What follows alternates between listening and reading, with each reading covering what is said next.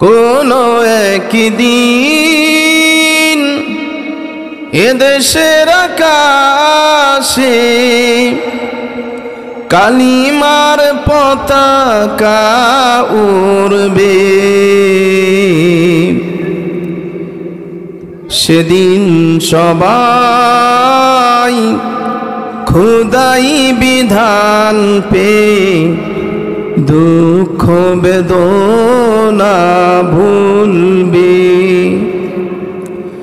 কোনো একদিন এদেশের আকাশে কালিমার পতাকা উড়বে,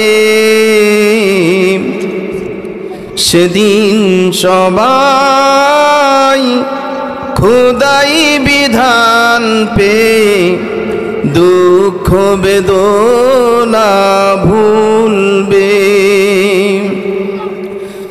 সেদিন আর হবে না হাহাকার,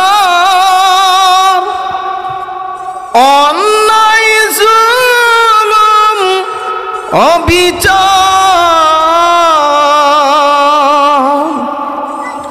সেদিন আর রবে না হাহাকার, অন্যায় জুলুম অবিচার, থাকবে না অনাচার দুর্নীতি কদাচার, থাকবে না অনাচার দুর্নীতি কদাচার, সকলেই শান্তিতে থাকবে। সেদিন সবাই খোদাই বিধান পেয়ে দুঃখ বেদনা ভুলবে। আল্লাহ তাআলা এই সোনার বাংলাদেশে কালিমার পতাকা আল্লাহ তাআলা একদিন উড়ে দিবে, সেদিন আর বেশি দূরে নয় যেদিন সমাজে আল্লাহর কালিমার পতাকা উড়বে, এদেশের পার্লামেন্টে কালিমার পতাকা উড়বে, সংসদ থেকে আল্লাহু আকবারের ধ্বনি উচ্চারিত হবে, আর মাওলা পাকের কোরআনের বিধান অনুযায়ী আল্লাহ তাআলার সংসদ শুরু হবে আল্লাহর নাম দিয়ে এবং সংসদ শেষ হবে আল্লাহর নাম দিয়ে। সেদিন আর বেশি দূরে নয়, আল্লাহর কোরআনের বিধান যেদিন থেকে চালু হবে সেদিন থেকে সোনার বাংলাদেশের মানুষগুলা আল্লাহ তাআলার অপরূপ শান্তিতে বসবাস করতে পারবে। সেদিন থেকেই, যেদিন থেকে আল্লাহর কালামের আওয়াজ উচ্চারিত হবে এবং কোরআনের বিধান পরিবার সমাজ রাষ্ট্রে কায়েম হবে, সেদিন থেকে এদেশের মানুষ সুখে এবং শান্তিতে বসবাস করার মতন উপযোগী হবে।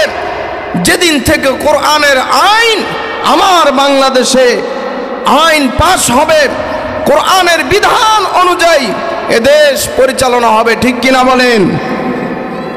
মেরে মুহতারাম ভাইও, আল্লাহ তাআলার কোরআনুল কারীমের এমন কিছু আইন আল্লাহ তাআলা দান করেছেন, যেই আইনের বিধান যখন সমাজে প্রয়োগ করা হবে সেদিন থেকে আর কোনো ধর্ষক খুঁজে পাওয়া যাবে না, ছিনতাইকারী খুঁজে পাওয়া যাবে না, লুটতরাজ খুঁজে পাওয়া যাবে না, দুর্নীতিবাজদের দুর্নীতি বন্ধ হয়ে যাবে।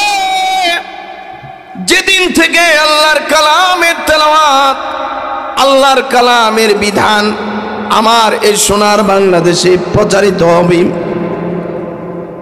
যেদিন থেকে আল্লাহর কালামের বিধান এই সমাজে প্রয়োগ করা হবে সেদিন থেকে আর কোনো চুরি হবে না, কারণ চুরি করলে হাত কেটে দেওয়া হবে, ধর্ষণ করলে পাথর মেরে তাকে হত্যা করা হবে।